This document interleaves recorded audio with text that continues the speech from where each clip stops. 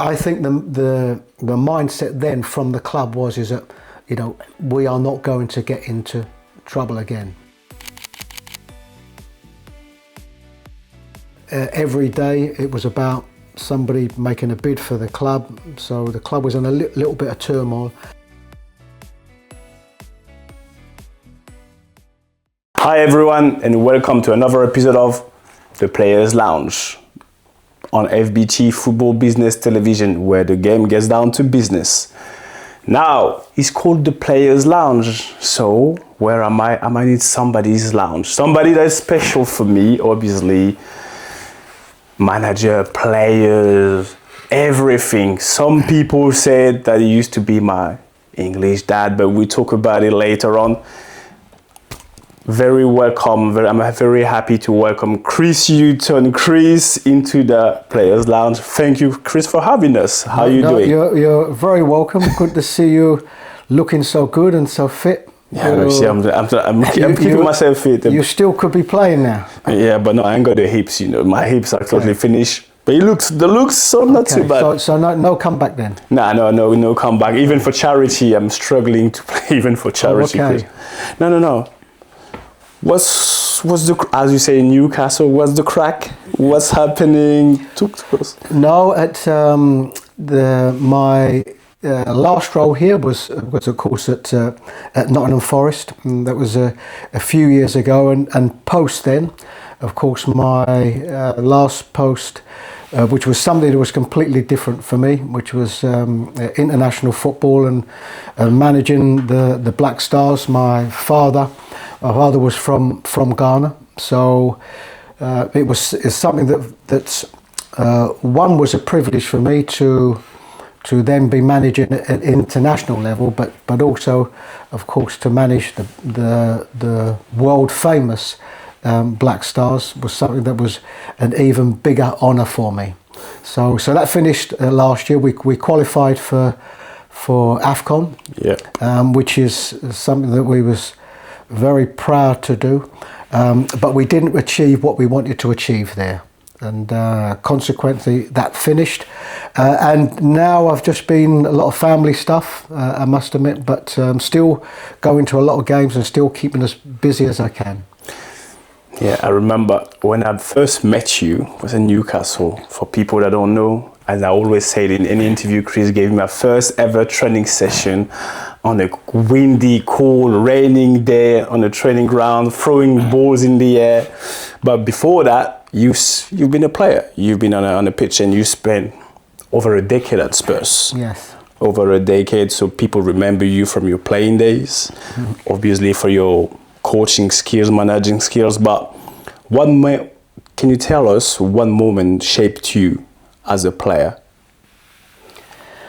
Cool. That is a question. I mean, my background was completely different to most footballers' backgrounds. Most footballers' backgrounds is they excel at school, which I did do, as most of us footballers did, and then come the school leaving age of 16, you sign apprenticeship forms. That's what they were called them days, 2-year apprenticeship. And then that's the start of your career. For me, my pathway was different. When I was 16, they didn't think that I was good enough, but I thought I could still develop. So at 16, they wanted me to stay on very much on an amateur basis, still training 2 nights a week and playing for the youth team on a Saturday, but they didn't offer me any professional forms. So I embarked on a 4-year apprenticeship as an engineer, as a lift engineer. Thankfully for me, when I finished that, I then signed full-time professional at Tottenham, and I was lucky to get into the team straight away. So I think on that basis, I didn't have that initial football background that most had going into the first team, but certainly what the biggest influence for me, I think at my time in Tottenham, was them early years, particularly that first season, where Keith Birkinshaw was the manager, played a brand of football which Keith could come over at times as quite a dour Yorkshireman. But in the way that he wanted to play with players like Ozzy Ardiles in the team, Glenn Hoddle in the team, Ricky Vere in the team, Mickey Hazard, we had a lot of flair players, Garth Crooks, Stevie Archibald. We had a lot of flair players in the team. So I think that's you were one of them. Well, they were all forward players. As you know, I was a right-footed left back, but I was also, probably, in this era now, where fullbacks are probably more attacking than what they are defensive. I would have been probably that era, one of the sort of first attacking fullbacks, and so that period, that initial period with them players, really influenced, and the fact that we were very successful. We won 2 FA Cups and a UEFA Cup in that period of time. So that really formed me as somebody that was in very much entrenched in the game, at a good club, and wanted to play a certain way, even in them days, and that was quite some years ago. Yeah, he was quite some years ago. But there's always the factor of injuries in people's career. Did your injury made your mindset go to the coaching mindset quicker, or what did the injury did to you in order for you to transfer from the pitch to the dugout? My pathway into coaching, or my desire to want to think about coaching, would have been exactly that. I think probably first and foremost injury. I was fortunate that I didn't pick up what we regard as sort of quite a bad injury, which all players will get, or the large majority of players will get in their playing career. I was 28. I was 28 when I tore my meniscus, but I tore the whole lot of it. So they removed all of my meniscus, and probably my levels from then, maybe not right initially, but certainly it didn't take too long for my levels to perhaps drop. Yeah. And these are things that although, and this is something that you would know very well, this is something that's, although you might be able to train and play and you're not in so much pain or whatever, but probably people outside are seeing your levels. Listen, that's exactly. Remember when I done my meniscus at Norwich? Yes, I remember. Yes, that was a before and an after, because strength-wise, because my game was very powerful, speed. I've ever been the same again after this injury, so I can totally relate. Yeah, it's people can see it, but when you play, you think you're gonna recover, but sometimes you can't, and it's not a massive injury. But I think, and you tell me what you think, that meniscus, when it's not treated properly, or I don't know, the rehab is not perfect, can make more damage than an ACL. Oh yes, for me the big difference is that if you have an ACL, particularly, and if I think of your era of playing, I think it was the case then. Now even more so. I think you can have an ACL replacement and you're back to new. And players come back from that, and there are not that much difference. I think that the problem with a meniscus, it just keeps chipping away. So, and I think people can see that difference, even though, potentially you feel okay yourself. People can see, that your levels are not what they were. So certainly that had effect on my thinking of post playing, because ultimately when you finish playing. And the modern day player, it's a little bit different, and absolutely. And again, when I say about the modern day player, I'm talking about the players that are playing at the highest level. Because it's not the same. I think if you're playing in League One and League Two, the financial benefits are far less, and players have to work afterwards. Where I think the modern day player it's a little bit different. But I was still at the era when you had to do something when you finished playing, and you either had invested well, and of course the financial gains at that time wasn't what they are now, or you stayed in football. And so I think that escalated my thinking of getting into coaching, and I took that with me. I think when I left Tottenham, I had a year and a half at West Ham, and then probably the year and a half I had at Brentford. When I finished, we had a coach there, Phil Holder, that allowed me to do a little bit of coaching with the team as well, and probably from then it was that's what I wanted to do. So you became a manager from an era, then you managed also, I would say what we call a new era. What would you say the main differences in terms of business? Now we're talking about business of football. The way managers are treated or used to be treated, the way when you started. Can you tell us a little bit of your view on the business of football back then as a manager compared to now? I think probably the biggest difference. And remember, I was an assistant coach for a long period, some almost 15 years before I became a manager. That's how you got into people's head. That's how you got into my head. Assistant manager, they're always like, they know everything. They don't take anything on. Best role to start with. Yeah. Well, for me personally, particularly as you know, my first managerial role was at Newcastle. And at Newcastle, we, in effect, as you know, had a team of men. And, if I look at some of the characters in there, and so certainly for me, having had that, I always call it a long apprenticeship. I had a long managerial apprenticeship, and that served me well going into that environment. So by that time, I was very ready.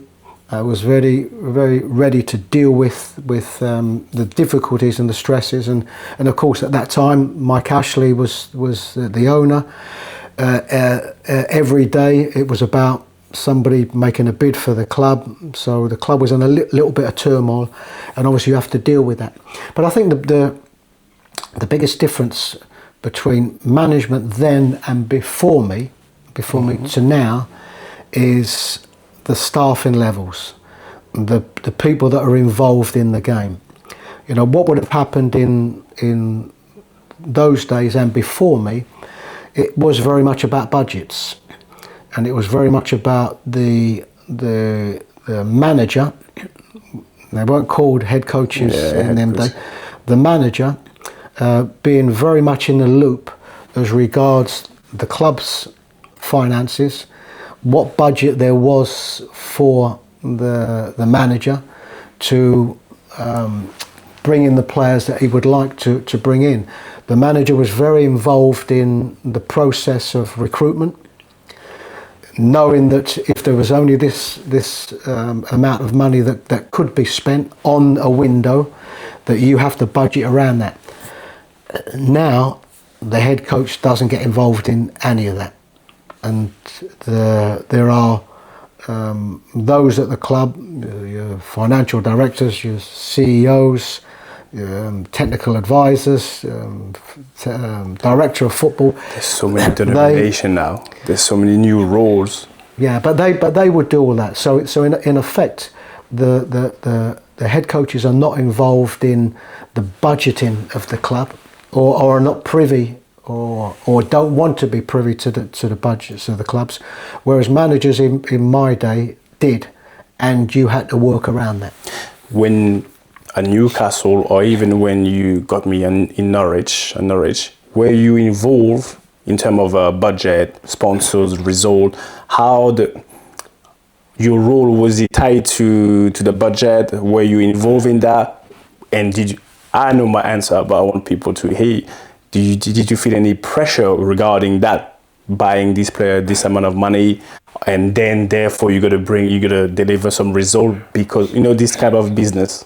No, I think as regards, I think by that time, the structure of, so even though I said Norwich, and we both know with Norwich are a team that are very much, been a championship team, and then of course, Premier League down. At one stage had been down to Division 3, and I think before I was there, and of course you was there, some 4 seasons before that, they were in Division 1. Yeah. So that was a club that were very much based around the financial aspects and the budget and of what they can afford. So I would have been involved in that, but only to a small degree. The managing director, I'm not sure of his title, David McNally, that I worked with quite close with, as of course Delia and Michael were the owners, and of course there was a chairman, but I worked quite closely with David. So I was aware of the financial implications of overspending as such, and at that stage, even though we were Premier League, you knew that from a financial side, that this was a club that was not going to overexpend themselves. So I knew that we had to work within budgets. The team before, the seasons before, as you would remember, a lot of those players in that squad had been in the squad since the team was in Division 1. They kept going up and up with almost the same team, the same squad. Yeah. So, and to be fair, I think I got introduced to the business of football. I got a sense of the business of football when I got to Norwich. Not even at Spurs, yes, because of some situation with Daniel Levy, but I was, I think, a bit too young. But at Norwich, because of our relationship and the way with like a captain and everything that happened, this is the first time because people kept telling me, Norwich is debt free. And I wanted to understand how does that happen. And I had some conversation with David McNally, for example, when I was expressing him. I said, we got to spend because I was captain, we got to spend in this. In my mind, that was the way to do things. But I quickly realized that wasn't the Norwich way. No, it wasn't. Yeah. No, and I think the Norwich way was I think it was very much based on, they'd had some difficult years before that, and at one stage, there's a story that went around regarding some investment at the club when they were in Division 1, where they weren't in the best of ways financially, and they had some investment to buy Grant Holt. Yeah. And that turns things around. I mean, as you know, with Grant Holt, he's a big favourite there, but scored a huge amount of goals that in effect, and of course it wasn't all down to him, because it was, they also had some very good, Wes Hughton and so on, and Pilkington had some very good players, even I think when they were in Div 1. But I think it was an extra finance that allowed them to get to the Championship, and of course good management that got them to the Premier League. I think the mindset then from the club is that we are not going to get into trouble again. Yeah. And I think there are the two sides of it. You would have always the supporters that are saying, listen, we need better players, we need to be growing, we need this. Obviously. But I think common sense from the club wasn't going to allow the club to toiter on that sort of brink of having financial problems again. But you've been to several clubs. Have you noticed a big difference in terms of the way business was done? For example, when you went to Brighton, you've done some amazing stuff. You promoted Brighton, Newcastle. But what is the main difference between when you're in a championship? You talk about Norwich, but at Brighton, for example, or Newcastle, talk about Newcastle, but Brighton. How different was it in terms of business of football? I think the biggest difference is that obviously, as we all know, there's a lot of work done behind the scenes. So I think the biggest difference, I think, is the speed. I think the speed of contracts and how quickly they're done quicker. I wouldn't say it because it's not every case, but I think that's also a lot of, because there are so many people involved now, and obviously as the club grows bigger. So if I look at my time at Brighton, when I went to Brighton, we were in the bottom three of the championship, but it never felt like a club that should be there. Yeah. I think it had just been a difficult season. The recruitment the summer before hadn't worked so well, but it never felt that way because I walked into a magnificent training ground, an owner that had invested millions, an incredibly bright man. So you always thought it was going to turn, and it could turn quite quickly. But I think the difference is that I think was the manpower. If I look at my time at Norwich as regards to my next move, which was Brighton, the manpower, the recruitment team was far bigger. So I think what happened is a lot of the pre-work had been done early. Was done very early, and then of course you then get to so a lot of work would have been done before it even got to the negotiation stage. The negotiation stage would be the time when the head coach would be more involved. Yeah, and the due diligence would have been done already. Would have been done already as regards to the players, and of course, you know, there's always a little bit of a fallacy. You know, who brings the players in? Well, the simple truth is that, you know, there isn't a player that comes in.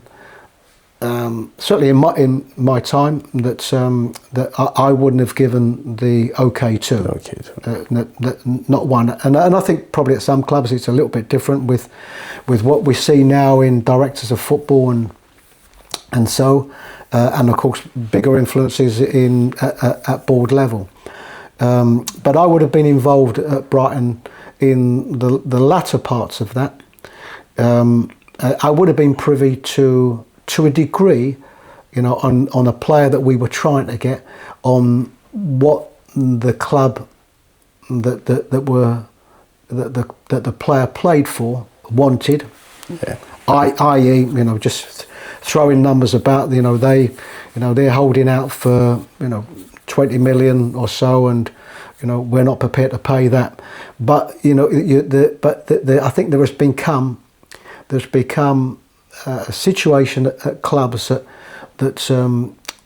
those that make the financial decisions at the club, you know, want to take that away a little bit from the pressure of the head coach. Yeah, you know, it's understandable at some point. I think the system now is it's the best system, and I still would say, even at the top level, you know, there wouldn't be players that sign for a club without the say so of the head coach. But all of that pre-work and pre-contract work and negotiation work these days is done very much away from the head coach. That allows the head coach to concentrate on the pitch, because we all know we don't want to spread ourselves too thin when you're a player or when you're a manager, because the pressure, there's so much at stake right now, it's different than before, but I think it's understandable. Then it's a matter of how the club is run. But then you went to, you've done so much on club level. And as you mentioned at the beginning of the show, you ended up, I remember when you were thinking you're in negotiation about going to Ghana. But you didn't become the Ghana manager straight away. So that's what, for me, he went from the club size to a global football. Because when you talk about a national team, now for me, it's global. There's many lessons, but what is the main difference? Not in terms of the way you manage his players, his football, but in terms of business. What did you really learn, to be honest? You thought, you know what? I never expected it to be like that in terms of the way the business is run. Are you talking about in my time in Ghana? In Ghana? Oh, because you had two roles. You were an advisor first. Yeah. You came in, you tiptoe, and then you had the main role. So that's what I'm talking about. The difference. So I'll speak firstly about the technical difference of being a coach in Ghana. So firstly, it's international football. So for what you would have in the day-to-day workings at club level, training during the week, picking a team, playing on a Saturday, recover, continue. So your connection with the players is daily, even if you're not speaking to one individual, but the contact you have with the players is daily. Of course, the big difference is that you don't have that at international level, and you might have and particularly what we experienced travelling to Ghana, because obviously the length of travel is that potentially we would have them. They would arrive on the Monday evening. We would have them for training on the Tuesday. The Tuesday would be a post-match training. They would have played on the Saturday, or we had a lot of players that played on the Sunday. So that would be match day plus 2. So you knew that you couldn't do so much with them. You would train on the Wednesday, which was match day -1, the day before the game. So as regards what you could do with them, it was very much about getting into the players as much as you could, technically, tactically, and and of course the game management of the matches. Okay. So that was that bit. The big difference, of course, is that your relationship is, there's not a CEO that you're seeing every day, or a director of football that you're seeing every day and such. It's at a football association. So this is a football association that you don't have, day-to-day contact with. Because I would go probably for every squad, I would go a couple of weeks before, watch a lot of the local games, have the camp, play the games, and then stay on for perhaps another week. My first role there, of course, was as technical advisor. The big difference is that in day-to-day football, technical advisor, day in, day out, you're able to get things done quicker. The problem with that role, I think particularly in Africa, is getting them things done, because you're not able to control the processes. And I think if you're here, then you are on top of things all the time. But the fact that you're not there all the time is very difficult to be on top of them processes. So in effect, a lot of things that you perhaps want to get done, you're not able to, in the time restraints that you need to get them done, and that becomes very difficult. From a coaching point of view, as the head coach there, it would be similar. What you are up against, particularly in Ghana, is you're up against a support base that are fanatical. Trust me, in Cameroon it's exactly the same. Yes, no, and from my experiences, it's just Cameroon, it's Ivory Coast, Nigeria. Because what we do is we in our games against a lot of the other countries, Madagascar, Cape Verde, and so we speak a lot to the coaches there, and a lot of the same difficult. I mean, the only leveling is that every team that you play against, experience a lot of the same problems. So these are the things that you have to deal with. You can't take some of the difficulties that you have. You can't take it to heart, because otherwise it affects you. All you can do is work as hard as you can to get things done quicker, to improve things, to try and make the infrastructure the best that you can. But the balance is that it's a brilliant environment to work in. If you, I think particularly for me as an experienced coach going into that, I think if you're a younger coach, it can be frustrating, intimidating because of everybody there. They're so fanatical. The support is so fanatical, and they all they want is to see a winning team, a team that's playing good football, and a team that's playing for their country. So for me, it didn't take away from the enjoyment of and pride of being there. But I think you've got to be there, I think, for a good while, and I applaud very much the head coaches in Africa that have been head coaches for their countries for a good while, because I think they can then put the biggest footprint in and affect it the most. Indeed, it's special, but for me, it's kind of people talk about it, whether you're a manager or a player, there's something special, but you got to get into the environment to really get it. You can't really figure it out until, as you said, you spend time, and then things becomes natural. Chris, you're known to be a very calm manager. People, when they talk about Chris Hughton, occasionally. He's everywhere. Unless when I was taking the ball from the back, and he was saying, "Get back!"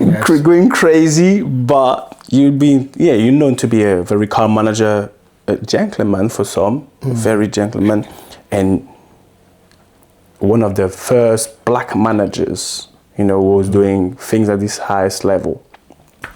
What do you think about the inclusion and the way things are going? Are they moving forward regarding that aspect, or what's your take on it? No, if you're asking me if they're at what I call the visible level, no, they're not moving forward. I mean, we I think at this moment, I think in the four leagues, I should get this right, because I am a committee member on the League Managers Association, so I should get this right. But at this moment, there are two black managers covering the four leagues, two black managers, and that wasn't the case a few years ago.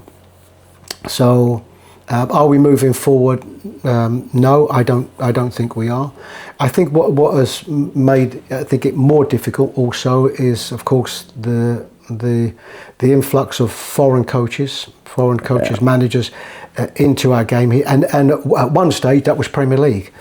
Now it's Championship, and now it's Championship, First Division. So the answer to that one is no. What I do see that has changed is what I call the underbelly. That I see more black and ethnic coaches of colour, coaching at academy level, under 21 level, grassroots around the clubs as such. So I see bigger and better numbers in the underbelly, and for me, I've thought about this for quite some time, and always been prepared to be very vocal on it.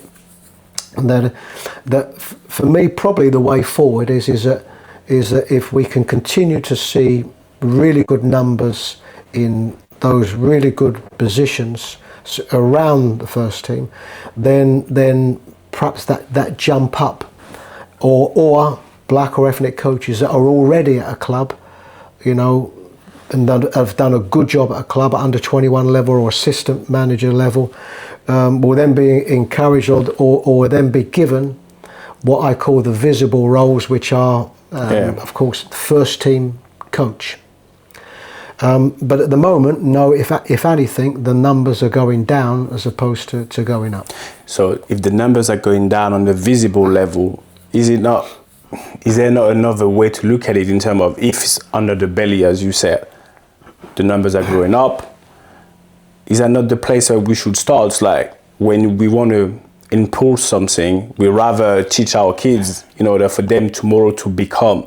So if it's too difficult, for whatever reason, we're not going to get into any, politics, but for whatever reason, to get the numbers up on a visible level, if we teach the next generation, or as you said, in the grassroots, to come and show them that it's possible and give them the right mindset to attack this problematic. Because at the end of the day, for me, it's also a matter of, okay, how do you look at it in order for you to go and attack it from the right angle in order to go and get it and take what is yours later on. So for me, I'm asking you, that's my point. I'm thinking there's always different ways to look at it. Yes, it might not be moving forward on a visible level, which needs to be addressed, but we're also going to put some emphasis on what's moving. And if it's what's moving, it's under the belly. How can we get them ready mentally, physically, knowledge-wise, in order to go and challenge and almost force their way through? You know what I mean? Okay, well, it's a big question, and I'll work around it probably the best way. Something else that has been thrown into the equation, but of course this is only at the top level, which is Premier League, is that if you look at the makeup of the ownership of the Premier League teams, it over the years has become foreign. Okay. And I think what we see, it's foreign owned, and particularly the influx of American owners, and I think that type of ownership sees things a little bit different. I think we're, and we can talk about back in the day where the ownership would have been predominantly English and might have looked for English coaches that come through the system to manage their team. But I think the foreign ownership are far more open to employ, foreign coaches. Not only just foreign coaches, foreign directors of football, foreign CEOs. Yeah. Yep. So I think that's something else that's put into the equation.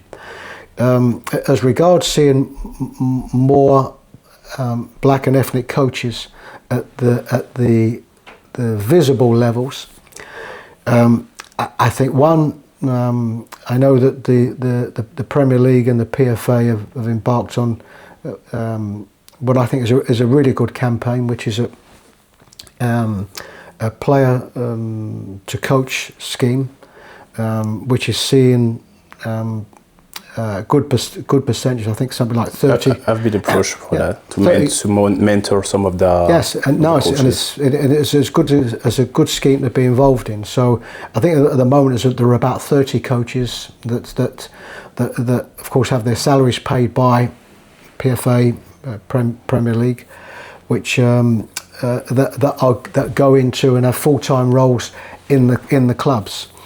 I also think, and some might think it's there for a particular reason, but I think the fact that there is the inclusion of black coaches at all levels of the England national team, some people might think a little bit different.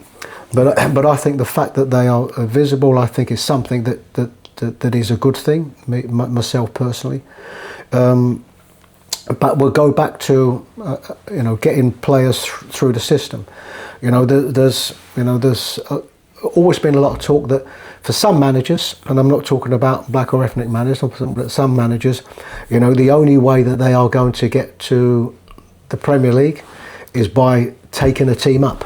Yeah. You know, and I think, you know, that is the case for some managers that, you know, are they going to be offered a Premier League job? And maybe the answer is no. You know, how they're going to get there? Well, they'll need to take a team to the Premier League.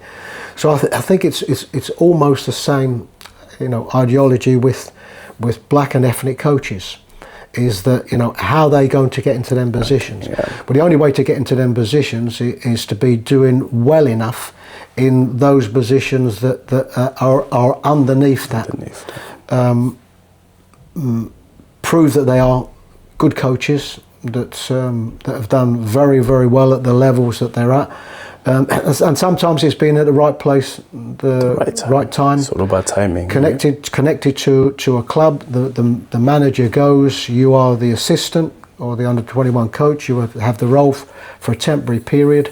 So these are the ways, because otherwise there hasn't been a change. And as we spoke about, if anything, those numbers are going down. Yeah. What success looks like for you now, going forward in the next couple of months? Because I'm very much in the present moment. I could have asked you years ago what success looked like, but now, Chris, right now, today, what does success look like for you? Success for me, for you, the football figure. For me, success is, I've been in the game a long time, and I think probably the most important thing for me is our game is a very multicultural game.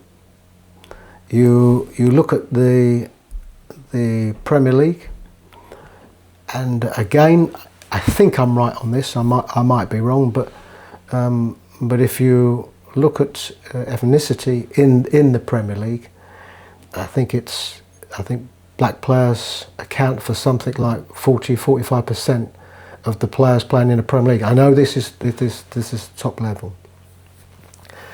For me, going forward, what I would like to see in the game is that truly reflected in our game.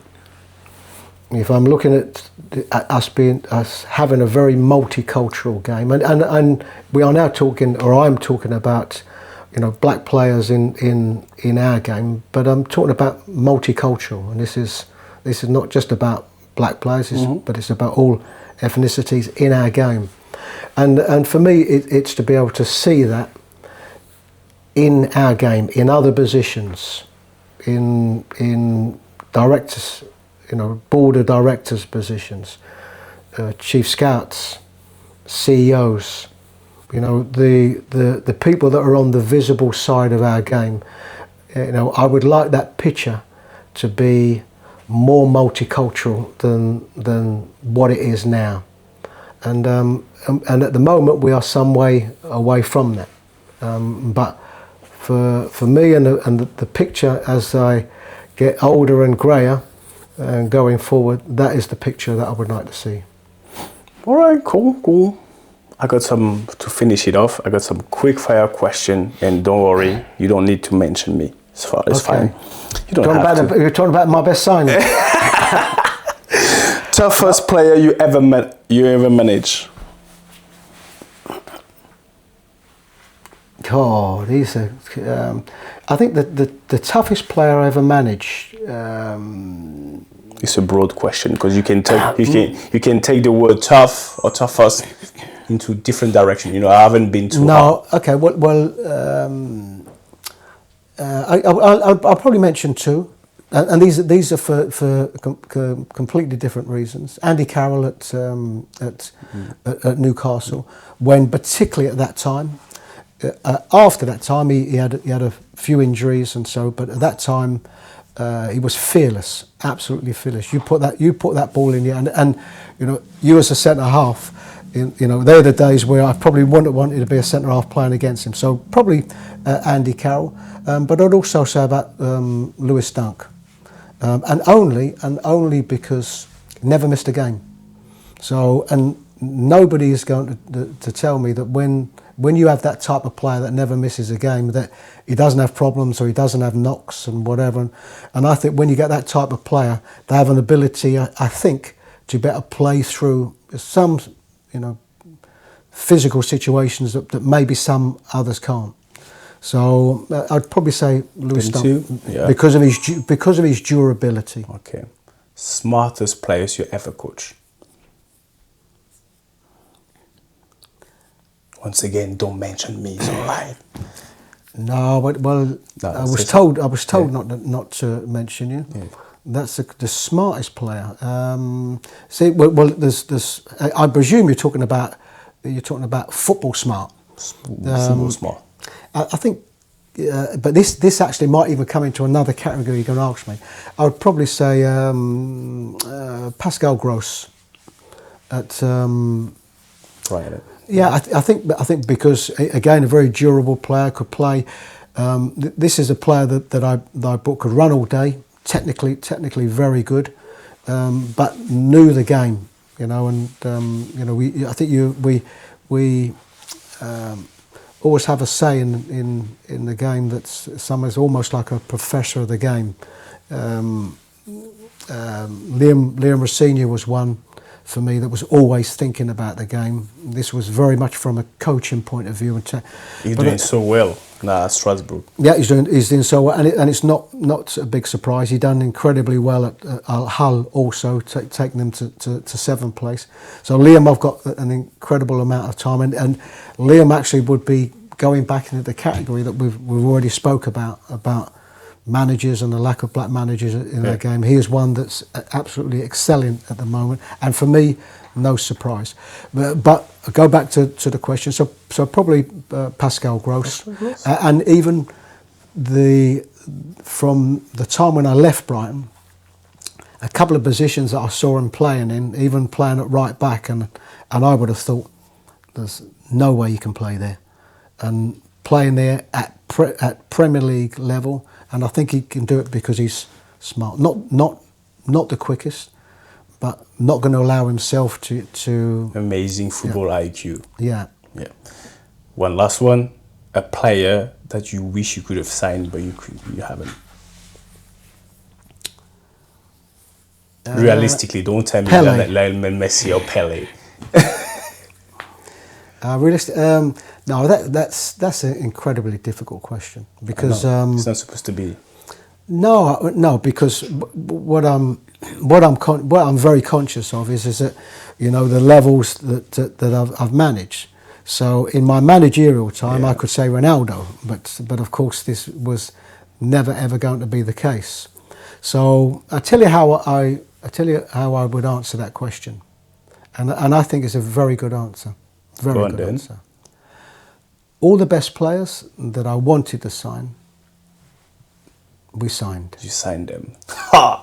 That's a very... All right, I give you that. All right, give you that, no worries. Thank you very much for your honesty, Chris, as always, as a gentleman. Guys, I want to thank you, Chris, for welcoming us in his lounge, because that's the players' lounge. He's been honest, and that's what we want. The players, and it's all about discussion that we have away from the pitch, away from the dressing room. To get into the players' lounge, you got to be trusted. You got to be one of the friends, and that's what we're giving you there on FBT Football Business Television, where the game gets down to business. Until next time, stay tuned, and I'll see you then. Bye bye.